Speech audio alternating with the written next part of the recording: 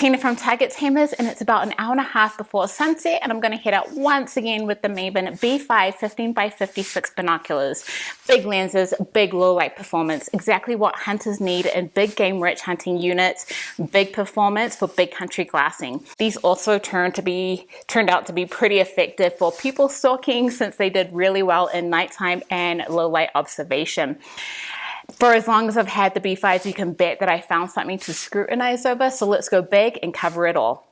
Let's start with the build quality. Now, I'm obsessed with the texturing on the adjustments. Now, the Maven stiff diopter is still pretty stiff, but so much easier to grab and set because of the texturing. Now, with the focus knob, I have noticed that it is not as touchy as the B1.2 and the B6 binoculars. So you do feel some resistance there, but that might be a really good thing for you. It's a metal focus knob, really high quality, really rugged, and super still easy to use with gloves on. Now, this is about as weatherproof as it can be for a binocular. It's IPX7 rated, so it's watertight in up to 1 meter of water for 30 minutes, and it's also fog proof. Now, you will see in the high-end market that binoculars will have an upgrade in the type of gas that is used, and that would be with argon gas. Maven still uses the nitrogen gas, and to be fair, I've never had a Maven binocular fog up on the inside or have issues with internal condensation, anything like that. So really high quality right there. Now, as far as size goes, it's really no bigger than any other binocular for 15x56. It's about 8 inches long, 6.1 inches across at its widest. I like its tapered length down here, and it's fully rubber armored. It does not have thumb indents on the underside, and you will see that it's stamped with Japan, and that's because it has Japanese glass and Japanese materials, but it is assembled in the USA. Now, I haven't done this on one of my Maven reviews before, but we have discussed its multi-click position eye cups and that they're removable, they're twist off. So I'm going to show you that right here. Move it counterclockwise and unscrew it, and you can see right there that it gives you an opportunity to clean out the dust and the debris that gets in there. Now, screw it back on. One concern that you might have because you have twist off eye cups is it going to maintain its multi-click integrity because you're able to take them on and off? Well, let's test that out. Yep, still got it. So excellent feature right there, definitely high end. Overall, really great quality, especially for a really big binocular that you should be getting a lot of use out of. Now let's get into the optics. It can easily be said that the B5s are the top end of the B series binoculars. The B5s have abiconic prisms, which is based off of the Poro prism design. In and of itself, the Poro prism is inherently superior to the roof prism because roof prisms need those extra specialized phase correction coatings to bring it up to par with the Poro prism. So that's what we have in the B5s. We also have to, as much as it can, completely eliminate optical aberrations like chromatic and spherical aberrations is fluorite crystals. Add to that Japanese glass, no less, and that is why you have a transcendent experience with a brightness, a low light resolution, contrast, and color fidelity. Now, the depth of field is really good. You can test this out yourself by focusing on long-range targets at 1,000 yards, and then look how well a target at 100 yards is in focus. And this could be a good point for those who want to keep an eye on multiple targets simultaneously, or those who are trying to detect for any sort of movement within the entire field of view. There's barely any sort of off-axis sharpness within the field of view. To the untrained eye, you're going to have edge-to-edge clarity. For those who have a lot of experience with binoculars or have the ability to test it out, there will be some very minor edge distortion, but honestly, really not noticeable. It's not going to affect your glassing experience, even if you see it at all. Now, how can I go on about its low light capability in as few words as possible? I have 2 words for you. It's incredible. Yep, I have a lot more to say on the matter. It has a 3.7mm exit pupil, and that is why many will say that it's not going to be a performer in nighttime conditions.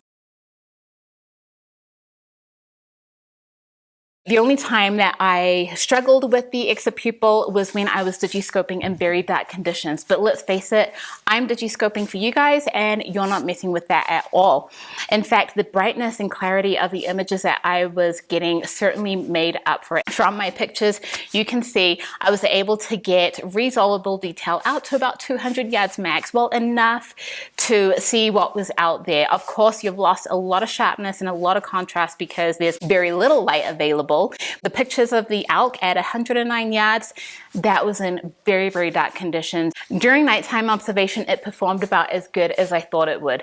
Really good in up to 200 yards in well-lit areas. And I only say 200 yards because I was in the suburbs and that's about the distance that I could get. I could see into people's windows. By the way, you really should close your curtains and your blinds at night. I could see features of people's faces and what they were doing, especially if there was a lot of artificial light around. Unfortunately, I was still limited to about 100 yards and a little bit more for reading license plates, and I had pretty good vision. So my opinion is if you're going to be observing in these conditions in neighborhoods for less than 200 yards, you may just want to go for a more compact binocular. As has been the theme throughout this entire review, the B5 15x binoculars are going to be a long-range hitter. I mean, think big open country on top of ridgelines looking down into basins, and really it's a good alternative to a compact spotting scope. In fact, it will outperform a cheap compact spotting scope because of the optical quality that you're getting here.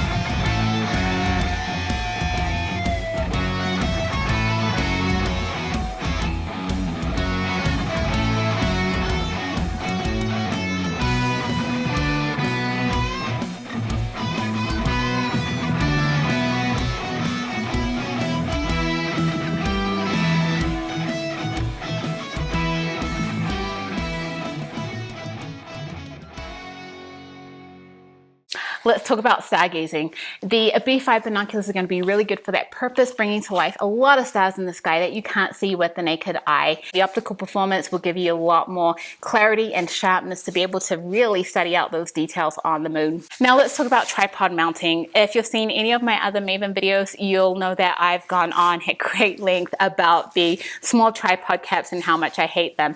Fortunately, with the B5s, it's a different story. For once, I have no complaints. Now the Zeiss Conquest HD ones have a special tripod connection. It's a quick release, quick detach tripod connecting system, and that makes me really kind of wish that the Mavens had something like that, especially for a binocular that is ideal and should be used a lot of the time on a tripod. But you know what, you can spend over $100 on a quality tripod adapter and you will be spending a lot more for that extra feature. So if you'd rather have the savings instead, then be okay with the traditional method of screwing in your tripod adapter. You want to take the time to properly, securely mount your binoculars to your tripod.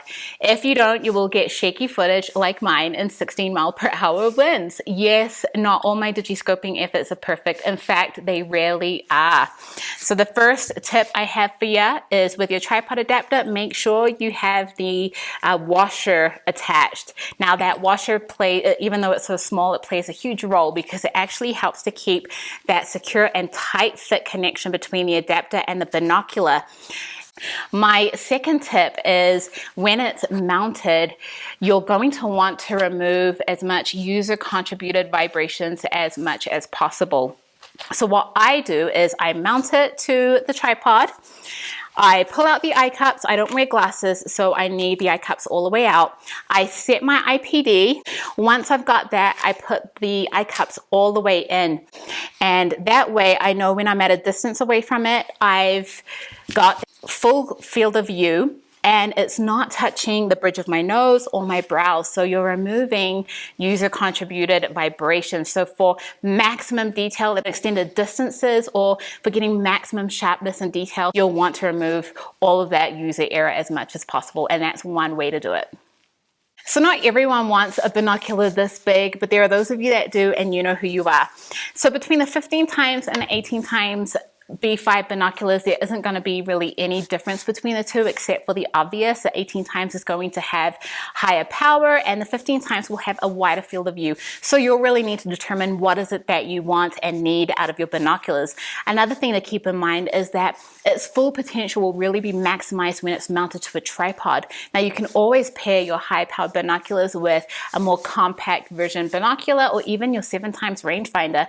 You can use that freehand for quick target acquisition, a wider field of views, and when you're in the timber, and then use your higher powered ones to really pick apart details and get that extended long range glassing in. Now, just as long-winded as I have been in this video review of the Maven B5 15x56 binoculars, I try to be a lot more concise in the written review. So I'll throw the link to the full write-up down below.